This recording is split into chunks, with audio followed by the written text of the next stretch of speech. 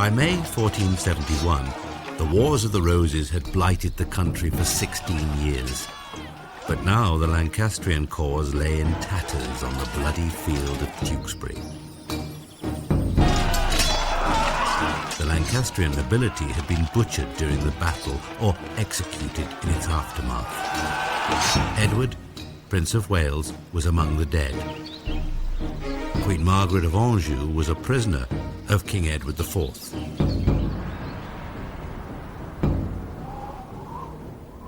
The convenient death of the old King Henry VI in the Tower of London less than 3 weeks later at last secured the crown for Edward, and a Yorkist golden age was about to be ushered in. Lurking in the wings, however, was the king's youngest brother, Richard, Duke of Gloucester, a man whose hardness of heart was remarkable even by the standards of this ruthless age. He was not only to emerge as one of English history's most controversial characters, he was also to take center stage for the bloody climax to the Wars of the Roses.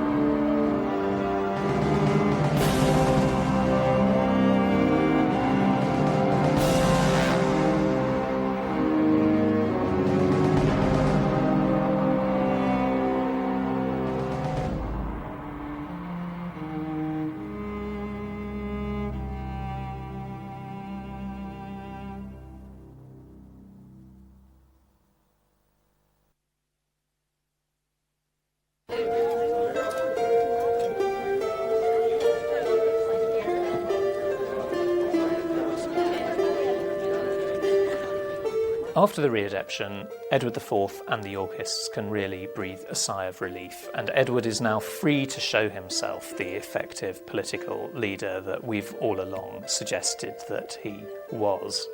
Edward's policies in the second reign were in fact almost exactly the same as in his first reign, but the absence of Lancastrian opposition meant that he was simply more secure and, to put it crudely, could perhaps get away with more. So now Edward could look forward to a long and challenged reign.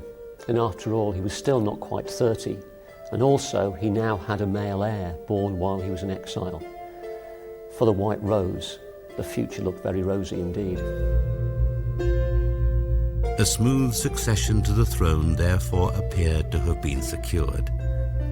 The only small cloud on the horizon for Edward came in the shape of Henry Tudor, the Earl of Richmond, who had escaped to Brittany in September 1471. Henry Tudor fled to Brittany with his uncle Jasper Tudor as a result of their participation in the fighting in Wales that followed on from Edward's victory at Tewkesbury. In other words, they were renegade Lancastrian magnates fleeing the collapse of the Lancastrian readaptation of Henry VI.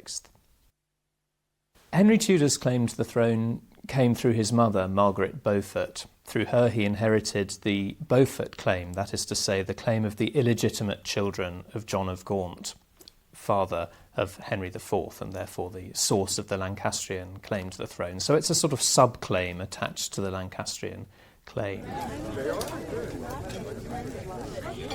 Edward ruled England autocratically, but in this unusual and welcome period of peace, the country and the crown prospered.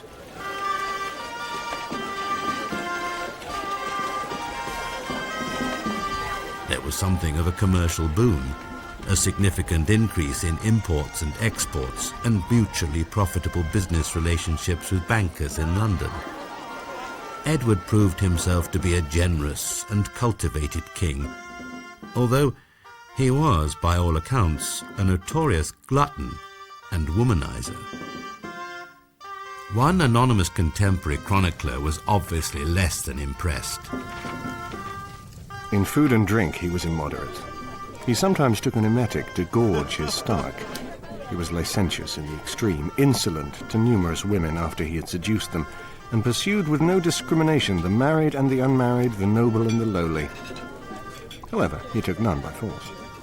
Edward took many mistresses, the best known of whom was Elizabeth Shaw, sometimes called Jane Shaw, the wife of a London goldsmith. In all, Edward fathered at least 10 known illegitimate children.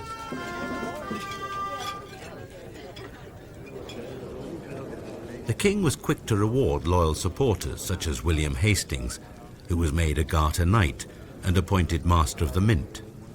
Showing a remarkable capacity for forgiveness, Edward even forgave his wayward brother, the Duke of Clarence, bestowing upon him the earldoms of Warwick and Salisbury and the post of Great Chamberlain.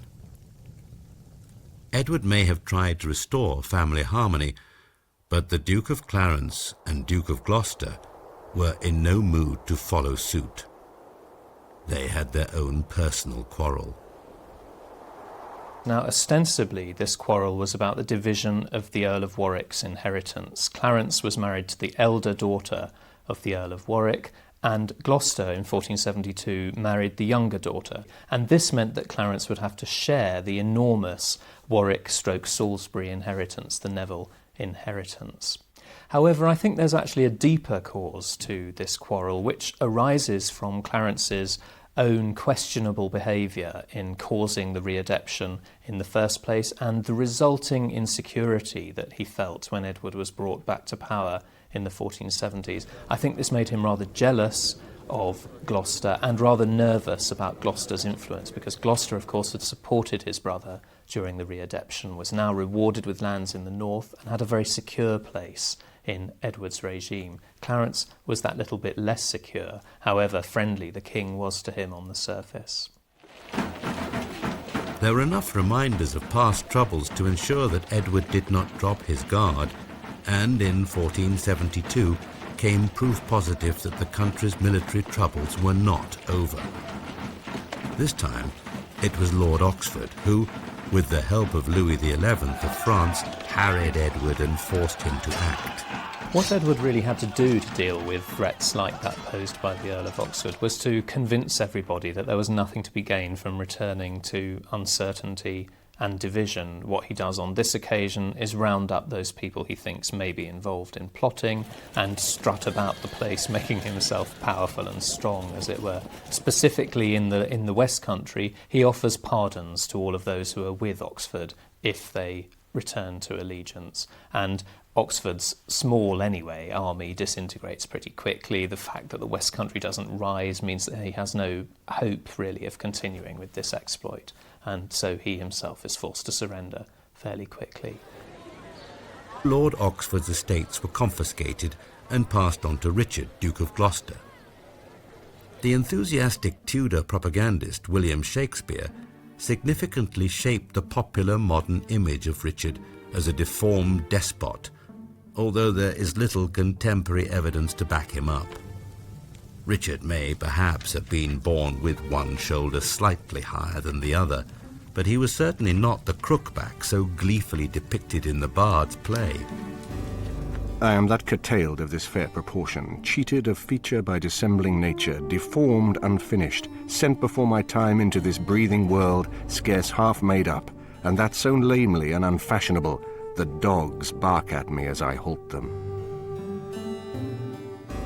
He was, however, utterly ruthless and consumed by greed, character traits that were clearly illustrated by the shameful way in which Lord Oxford's frail, aging mother was physically bullied into signing her estates over to Richard. Such calculating behaviour was remarkable for a man who had barely turned 20.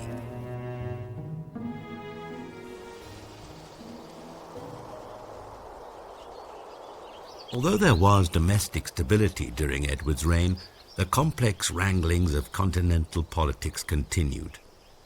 In 1477, Duke Charles of Burgundy was killed in battle, leaving as his only heir Mary of Burgundy, his daughter by a previous marriage. The Duke's death signified the collapse of one of Europe's most fashionable and powerful courts. and it also left England's stronghold of Calais open to attack. Marriage plans have been proposed between Mary of Burgundy and the recently widowed Duke of Clarence. But with the delicate political position very much in mind, King Edward advised against it. Once again, the aspirations of the bitter and unstable Clarence were thwarted, and he soon once more became an irksome and irritating problem for Edward.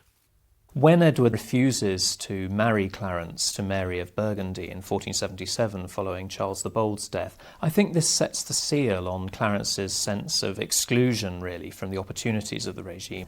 And Clarence either participates in a series of rather extravagant misbehaviours at this time. There are allegations of plots involving sorcery emanating from one of his esquires. There's an incredible case of judicial murder, which Clarence is very clearly implicated in Warwickshire. Or if he's not actually doing these rather wayward and wild things, it is easy enough for the king to pin this kind of behaviour on him.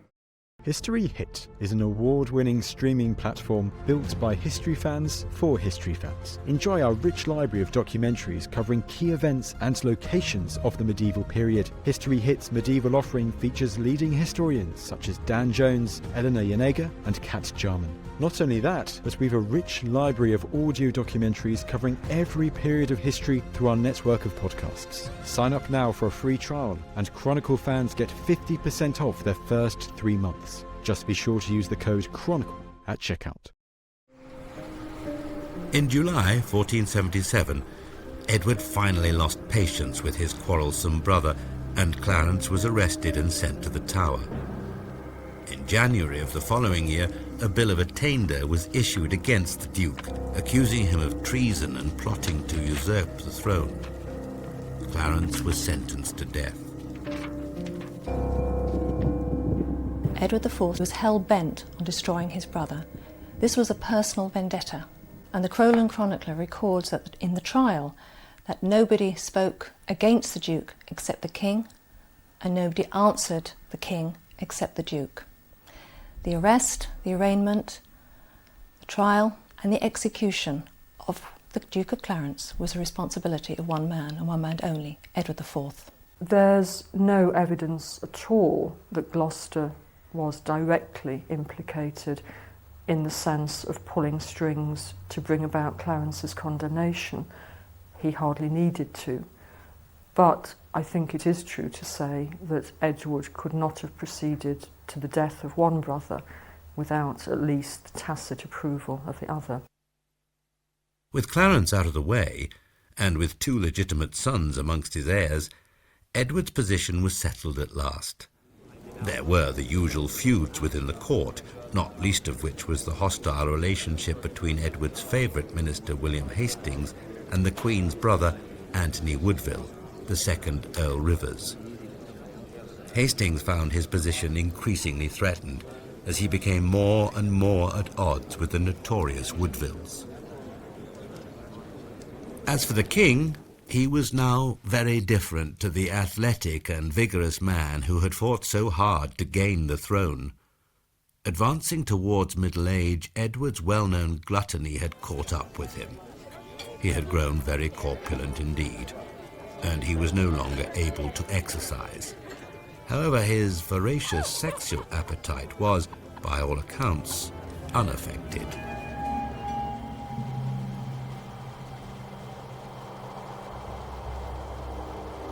In March 1483, everything suddenly changed when King Edward was taken gravely ill after a fishing trip. Certain that he was on his deathbed, Edward laid careful plans for the kingdom. He named his eldest son Edward, the Prince of Wales, only 12 years old, as the heir to the throne, nominating his brother, Richard of Gloucester, as Lord Protector during the boy's minority. On the 9th of April, 1483, Edward IV died, aged 41, and an unknown chronicler recorded the king's dying words. Wherefore in these last words that I ever speak to you, I exhort you and require you all for the love that you have ever borne me, for the love that I have ever borne you, for the love that our Lord beareth to us all from this time forward, all griefs forgotten. Each of you love each other. The chances of the king's last wishes ever coming true were, of course, very remote indeed. Edward's death must have led to extreme anxiety amongst courtiers and councillors, and there was so much bad blood existing between the people at the heart of government, between the members of the Woodville family and men like Hastings, who was the head of Edward's household. And there were other figures too. Richard of Gloucester, who was based in the north, his role had still to be decided, despite his brother Edward declaring him protector on his deathbed. The Woodvilles, and in particular Earl Rivers, the uncle to whom Edward was devoted, were far from happy with the idea of the Duke of Gloucester as sole protector. And so they ignored the king's last wishes, establishing instead a council of regency of which the Duke was merely a figurehead. Richard was in the north when Edward died, but he rapidly headed south, presumably intent upon ensuring that he did play a central role in the government of the young king. Richard was undoubtedly horrified by the actions of the Woodville family following his brother's death. The Queen failed to appraise her brother-in-law of what had happened, and she sought to sideline him by having her son crowned as quickly as possible. Once crowned, the status of a protector will be very reduced. Because of his hatred of the Woodvilles, and through a continued loyalty to the dead king, William Hastings became a close supporter of the Duke of Gloucester. Meanwhile, the Woodvilles found themselves in a position of unrivaled power, and Earl Rivers, his younger brother Edward, and his nephew, the Marquis of Dorset, a son of the widowed Queen through a previous marriage, became the dominant political characters at court. All the powerful figures in England depend more closely than they have before on the king for the preservation of their power. The Woodvilles are a wholly king-made family, but so also, of course, is Richard of Gloucester. He has some of his own estates and some in right of his wife, but a lot of his power in the north depend on continued backing from the centre. So Gloucester needs control of the prince, but the prince is in the hands of the Woodvilles. And the Woodvilles need control of the prince, possibly to protect them against Gloucester.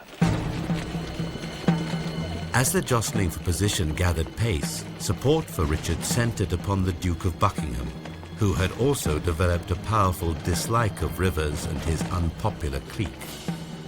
Buckingham took troops to rendezvous with the Duke of Gloucester at Northampton, where, in April 1483, the armed force intercepted and seized the young Prince of Wales en route to London for his coronation as Edward V. Earl Rivers, Dorset's younger brother Richard Grey, and the King's Chamberlain, Sir Thomas Vaughan, were all arrested and sent under guard to Pontefract, where, on Gloucester's orders, they would later be beheaded without even the pretense of a trial.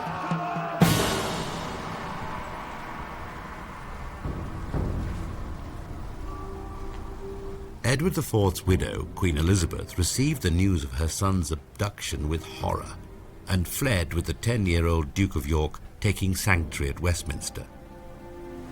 Richard of Gloucester arrived in London with the young king on the 4th of May, 1483, and somehow managed to convince Parliament to confirm him as Lord Protector.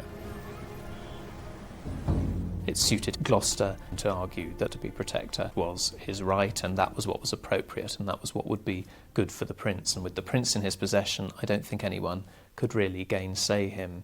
He moved quickly to identify the Woodvilles as a problem group and to remove them from power, and also to remove key allies of theirs. And he also moved quickly to build up the Duke of Buckingham in strength. So all those figures from the Edwardian establishment in London must have been thinking, this is the new dispensation, Gloucester wants to be protector, we have to go with that. And I think that really explains why they were willing to accept him in that role. There is little doubt that by now Gloucester had fully formulated his plan to seize the throne for himself. A major problem had already identified itself. There were several members of the Regency Council who simply would not countenance a plan to remove the king. Chief among these was Lord Hastings, the faithful friend and supporter of the late Edward IV.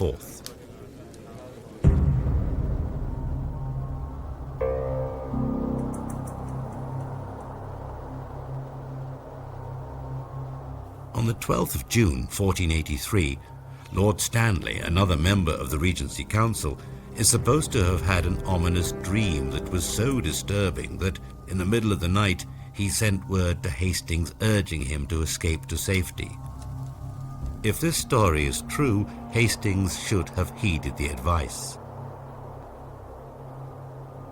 The very next morning, Hastings, Stanley, Sir Thomas Howard, the Duke of Buckingham, Archbishop Rotherham and Bishop Morton of Ely all met at the Tower to discuss the final details of Edward V's coronation. Gloucester joined them at about 9 o'clock and seemed in good enough humour. However, he soon left the meeting, and when he returned an hour later, the Duke's demeanour was very different indeed.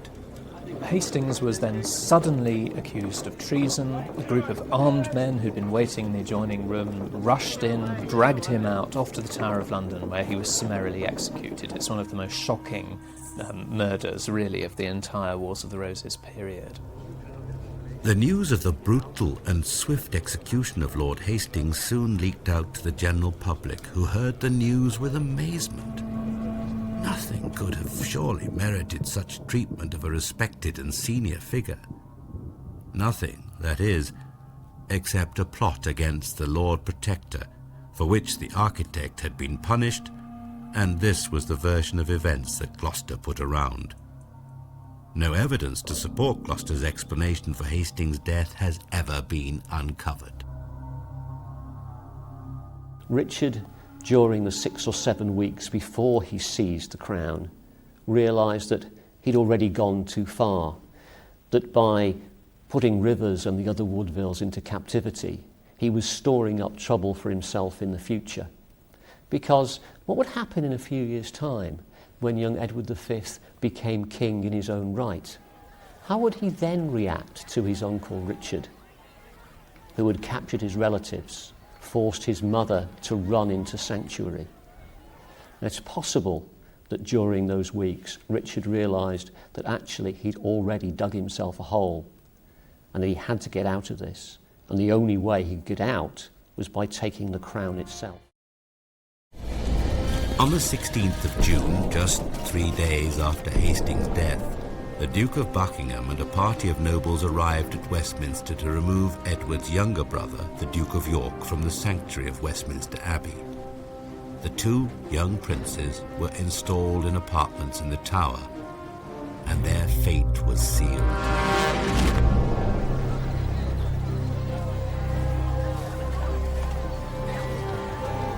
On the 22nd of June, 1483, a propaganda sermon by Dr. Ralph Shaw at St. Paul's Cross preached that, owing to a broken betrothal to Eleanor Butler, Edward IV's marriage to Elizabeth Woodville had been invalid, and therefore his heirs, including the current boy king, were illegitimate. It was, of course, an outrageous suggestion. Following the sermon, the Duke of Buckingham mounted his own carefully calculated smear campaign, condemning the dead king's sexual infidelities.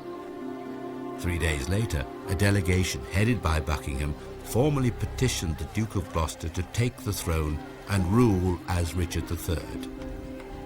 Gloucester played the game to perfection, and at first modestly refused to accept the crown. But of course he soon allowed the facade to crumble. Gloucester finally agreed to take the crown, and he was proclaimed king only a day later. He was crowned King Richard III on the 6th of July, 1483. The two child princes in the Tower would never be seen again.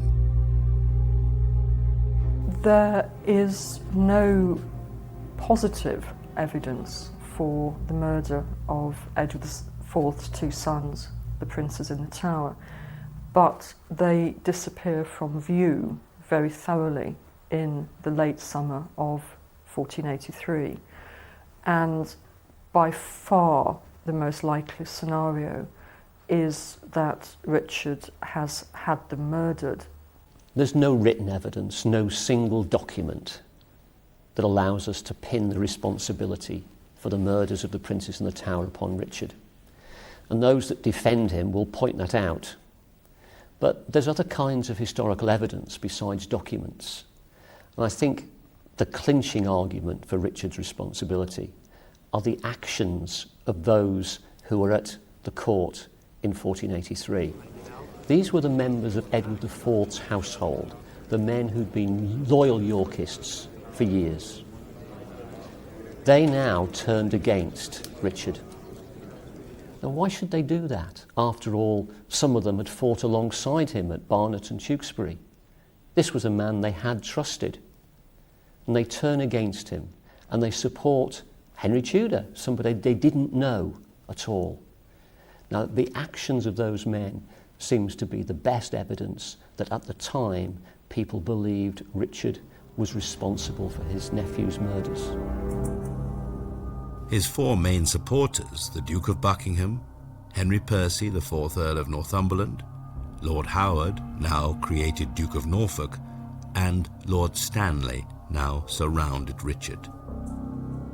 Stanley's decision to make peace with Richard was influenced by his marriage to Margaret Beaufort, the mother of Henry Tudor. To defend himself from accusations of treason and protect the lives of his wife and Lancastrian stepson, Stanley agreed to back Richard's coronation as king. Despite events in London, Richard was still popular, particularly in the north. Clearly, he was greeted with delight in York in the summer of 1483 when he visited the city on progress. And there's other evidence from that summer of him being welcomed in other cities. But overall, we're really trying to build a big picture on small snippets of evidence. The really big, important picture is that Richard had already failed in the prime requirement of a medieval king. What a king was expected to do was to give peace and stability to his people. But by usurping the throne in June 1483, all Richard had done was condemn England to another 2 years of rebellion and uncertainty. It was impossible for King Richard to shake off the rumours that not only were the two young princes no longer alive, but that he had been responsible for their deaths. There were several opportunities for him to parade them in public in order to put an end to the speculation. But, of course, he did not do so. There was no escaping the fact that Richard had usurped the throne in brutal, bloody circumstances. Now, old Lancastrian sympathies among the English nobility were rekindled.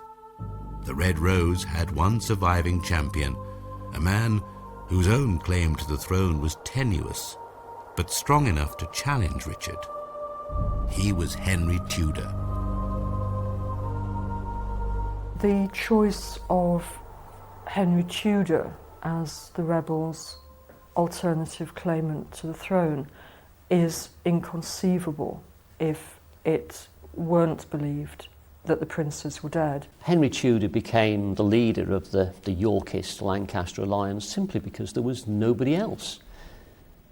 The members of Edward IV's Yorkist household would much preferred to have rebelled in the cause of Edward V, but they must have known that he was dead, and so desperately they gave their loyalty to Henry Tudor. This was a case of better the devil that you don't know than the devil, Richard, that you do. Support for the reborn Lancastrian cause came from the unlikeliest of quarters. The Duke of Buckingham, doughty supporter and one-time henchman of Richard, added his name to the long list of English nobles who had swapped sides during the time of the Wars of the Roses. Why he did so remains unclear to this very day, but there is some evidence that he was influenced by the Lancastrian supporter Bishop Morton. Bishop Morton had been intriguing for some time with Margaret Beaufort the mother of Henry Tudor, and almost incredibly, it was not too long before Buckingham had switched his allegiance and was backing Tudor's planned uprising.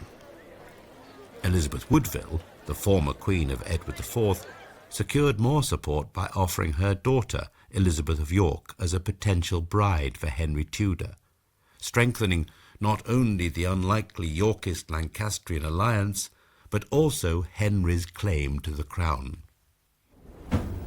The great uprising against King Richard was planned to begin on the 18th of October 1483. There were to be a wave of small-scale rebellions in the southeast of England, which included an army from Kent making a feigned attack on London that was intended to distract King Richard. Meanwhile, Buckingham's troops would join with Welsh forces in the West Country. It was planned that Henry Tudor himself would then land in Dorset with an army of Breton troops. The 1483 rebellion against Richard III never, in fact, came to battle. It dissolved, and one consequence of that is that many of the rebels survived to fight another day. The 1483 rebellion was such a disaster, it's hard to see that it ever really had much chance of success. It was blighted by poor communications right across the south.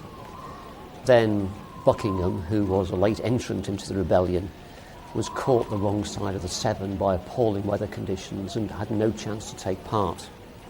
And Richard's reaction was swift and effective. So the rebels scattered before any effective opposition had developed to Richard. The whole process was over before Henry Tudor appeared off the south coast.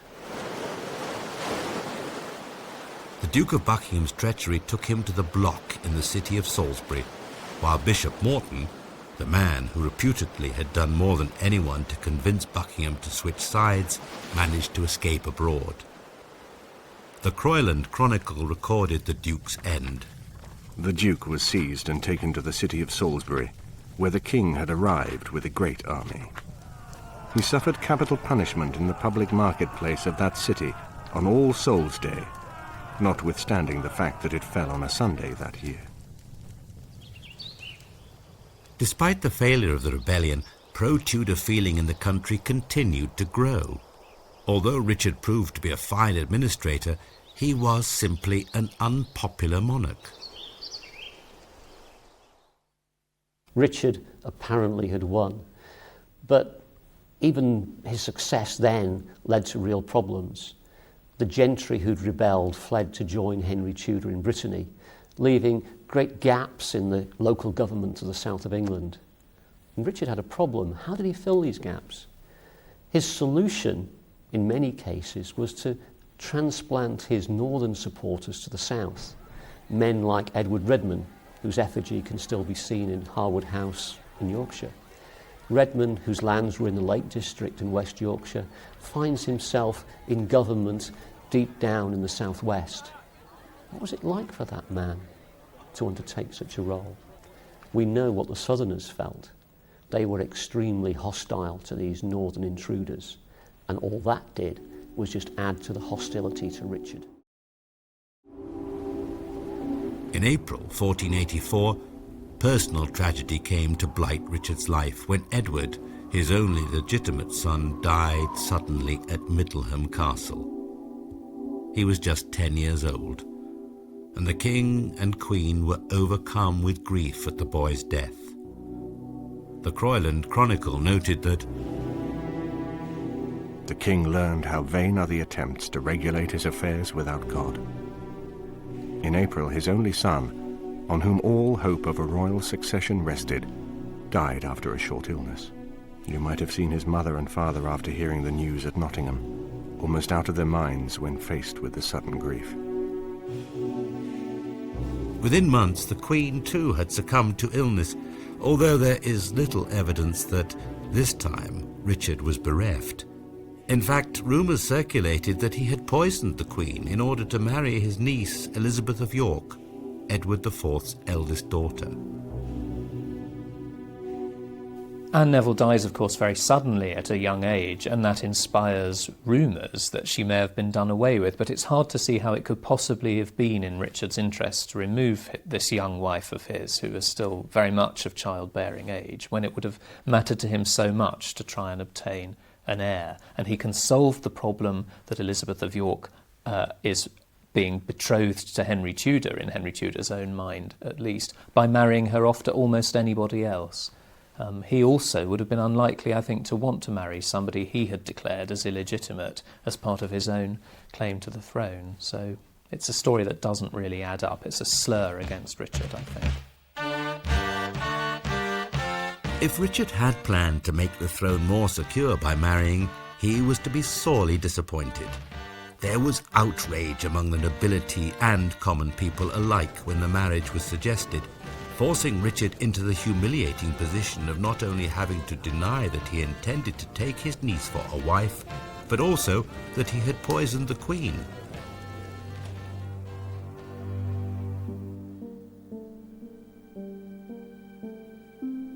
It seemed that Henry Tudor's challenge for the crown could not be ended by political intrigue. It would have to be ended on the battlefield. Richard did not have long to wait. By 1485, Henry Tudor had re-equipped himself for another invasion of England. When Henry Tudor returns to England in August 1485, he is clearly claiming to be king. And he returns with a small army from the continent of mercenaries that he's been able to pick up in Normandy, plus those refugees from the Yorkist regime who fled Richard and who may, when they return to England, be able to activate connections of theirs from the regions of their estates. He's also hoping to get the aid of the Stanleys when he reaches the Welsh borders. His mother has, of course, married into that family, and they're the major magnate family of the northwest of England. Henry's small army first marched into Shropshire, where they began to gather more supporters. Henry had expected the help of his stepfather, Thomas Stanley, who was also King Richard's advisor, but he pointedly refused to join the rebels. However, Stanley also made an excuse when Richard summoned him to a council of war at Nottingham, claiming that he had a stomach complaint. By now, the king was highly suspicious of Stanley and his dubious loyalty, and so he decided to arrest his son, Lord Strange, and to hold him hostage.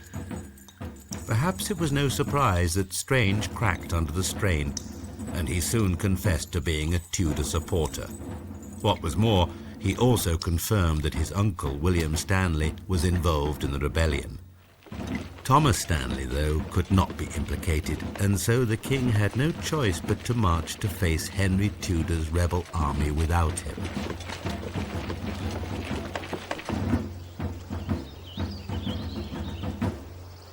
The positioning of the armies at Bosworth, and indeed the positioning of the whole battle, is a matter continually in dispute among historians, and there's been some very recent changes of view. But I think the basic picture of Richard at the top of a hill and Henry down below, but somewhat protected by an area of marshland, is nonetheless accepted. We also have to recognise that there are a whole series of magnates stationed quite nearby the action, but hedging their bets about whether or not they'll participate. And of course the key group of magnates here are the Stanleys, who are just to one side with really quite a large army. Richard's army is about twice the size of Henry's, but if the Stanleys choose to commit to Henry's, then the balance between the two forces is much more equal. Also, of course, the Stanleys' force is big enough to intervene decisively for one side or the other in the middle of the battle once the melee has started.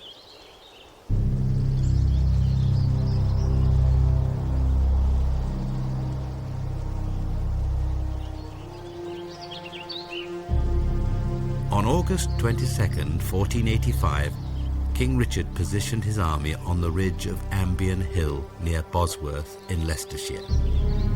They were atop a steep incline with marshland at the foot. And to Henry's troops, The royal army must have looked very formidable indeed. There was a body of archers commanded by the Duke of Norfolk with heavy artillery behind them. Beyond these were King Richard and his men-at-arms, backed by the Earl of Northumberland and his 3,000 northern troops. Surely Henry's men, with no real artillery and few archers, stood very little chance of victory. But the presence of 4,000 men-at-arms under the command of the Stanley brothers, Thomas and William, threw a rather different aspect on the coming battle. To which side would they offer their support? Richard was concerned enough to threaten the immediate execution of Lord Strange unless Thomas Stanley joined his ranks. But Stanley is reputed to have replied that, as he had 2 other sons and would not be joining, the king should do his worst. Strange escaped the wrath of the king. One of the most crucial battles in English history was now just a few short minutes away. It was to be a day when the turncoat and the traitor played a role every bit as vital as the common soldier with bill and blade.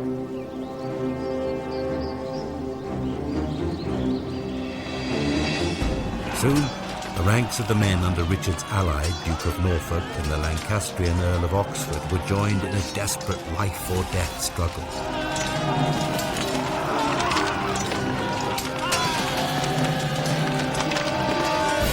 It was to be the battle-hardened Norfolk's last fight as a stray arrow struck him down. This was a grave loss to Richard's cause. With the Stanley brothers still an ominous presence on the sidelines, the outcome of the battle remained in the balance after an hour of bloody fighting. The tide turned against Richard when he charged thunderously down Ambion Hill, which has been called the swan song of English medieval chivalry. He'd seen Tudor and was determined to eliminate him. Until that point, it looked as if Richard might well be successful, even though Northumberland had not committed his men to the conflict. Richard's last cavalry charge had taken him right into the heart of Henry Tudor's household. He'd bowled over Henry's supporters, and briefly Richard and Henry came face to face and sword to sword. It looked as if Richard was going to win, and even Polydore Virgil, Henry Tudor's own historian, was forced to admit that Henry lasted longer than his own men expected. But he didn't have to last too long. At the crucial moment, Stanley's men tore into the side of Richard's force. Richard was bowled over, and soon he was dead.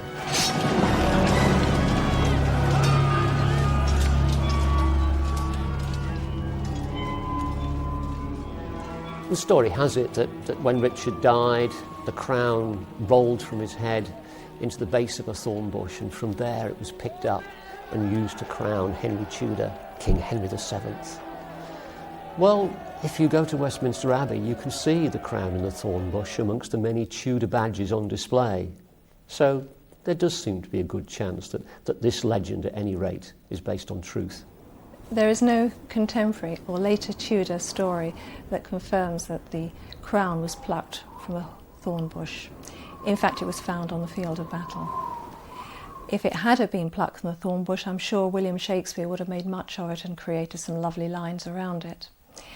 However, the hawthorn was a heraldic device of Henry VII, and it was carved on his tomb. So this was perhaps the inspiration for a later, perhaps a 17th or 18th century writer. Henry Tudor was acclaimed King of England on Bosworth Field. The mutilated body of the dead King Richard was stripped naked and unceremoniously carried on horseback through the cheering crowds of the nearby city of Leicester. Not everyone was pleased to hear of the king's demise, however. At York, where Richard had enjoyed so much support during his life, the city council recorded that King Richard, who reigned until recently upon us, was through the treason of others mercilessly slain and murdered to this city's great sadness. Henry Tudor would have been unknown to most of the population of England. So far from being a popular hero, it would have been a case of Henry who? And many people found it difficult to accept this Welsh adventurer in the early years as their king. People felt that once he had won at Bosworth, he had to be, in a sense, allowed to be successful, because to oppose Henry would bring another generation of civil war, which nobody, apart perhaps from a few die-hard Ricardians, really wanted. So Henry's position at the outset was possibly stronger than has often been assumed.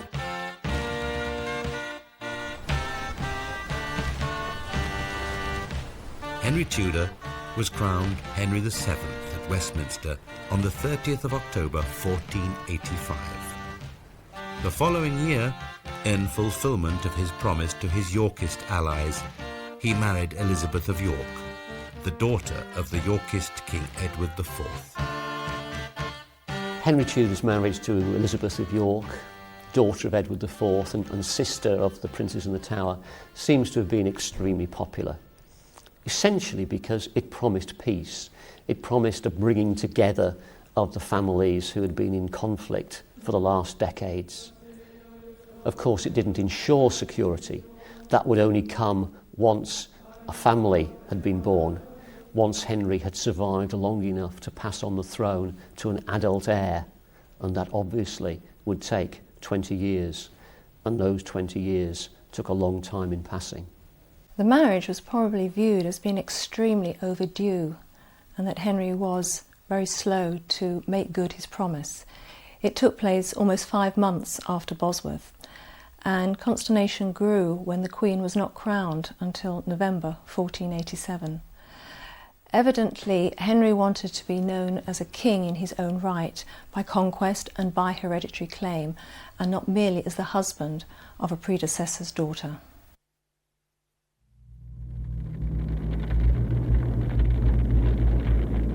And so, after almost 30 years of sporadic but bloody civil wars, of treachery and intrigue, and of weak and transient government, the houses of York and Lancaster were finally united in a new and vigorous dynasty.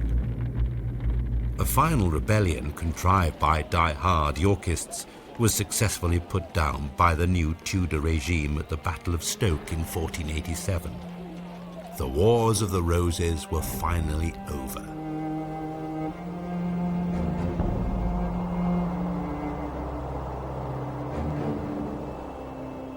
Although no one could have known it at the time, England had seen the first faltering steps of what would eventually become one of its greatest dynasties. The long century of Tudor rule would see the authority of the English crown restored, a religious reformation, and an era of bold adventurism that would be the stepping stone to empire. The newfound domestic stability had been won with the blood of thousands of common men who had done battle at places such as St. Albans, Barnet, Towton, and Bosworth.